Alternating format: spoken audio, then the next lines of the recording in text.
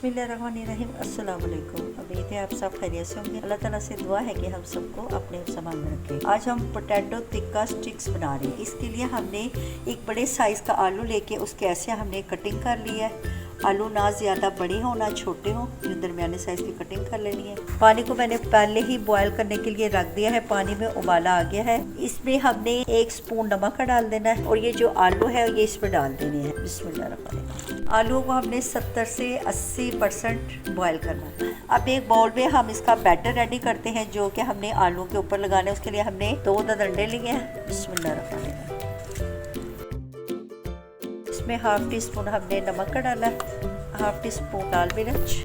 Barbecue का flavour देने के लिए हम टिक्का मसाला शामिल करेंगे। ये हाफ टी स्पून हमने टिक्का मसाला शामिल किया है। 1/4 टीस्पून हल्दी का शामिल करना है। अब ये सारी चीज़ों को हमने अच्छी तरह मिक्स कर लेना है। देखिए शामिल करने हैं। अब इसको अच्छी तरह मिक्स कर लें। ये आपने गाढ़ा बैटर तैयार करना है। देखिए हमारे आलू बॉयल हो गए हैं। अब चूल्हा बंद कर दें। ये सारी चीज़ों को हमने अच्छी तरह मिक्स कर लिया है। इसके अंदर मैंने 1 टीस्पून मैंने पानी का भी शामिल किया था। अगर आपको बैटर पतला लगे तो आप इसमें मैदा और शामिल कर सकते हैं। ये देखो बैटर की कंसिस्टेंसी ऐसे थिक होनी चाहिए जो कि आलू के ऊपर ठहर जाए, गिरे ना। आलू को हमने 80% गला लिया था और उसको स्ट्रेनर में डाल के ऊपर से ठंडा पानी गुजार लें ताकि हमारे आलू जल्दी से ठंडे हो जाए। ये ऐसे आलू को ये स्टिक के अंदर हमने परोड़ लेना।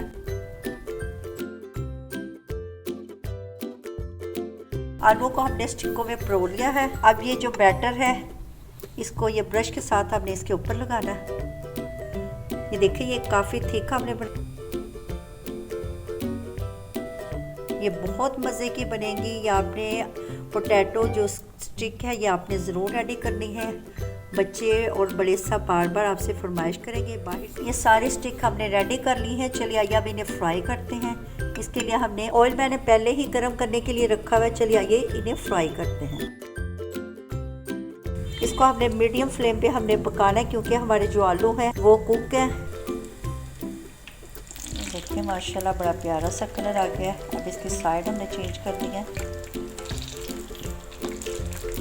पोटैटो स्टिक्स बहुत अच्छी सी फ्राई हो गई हैं। अब इनको हमने टिश्यू पेपर पे निकाल लें ताकि जो एक्स्ट्रा ऑयल है वो इसमें से निकल जाए। अल्हम्दुलिल्लाह हमारी बारबेक्यू पोटैटो स्टिक्स रेडी हो गई हैं। देखने में भी लुक बहुत अच्छा, खाने में बहुत मज़े की, बहुत टेस्टी है। आपकी तरफ से लाइक और सब्सक्राइब करना मेरी मेहनत का इनाम होता है। अच्छा जी अब इजाज़त दें, नई रेसिपी के साथ हाजिर होंगे। अल्लाह हाफ़िज़।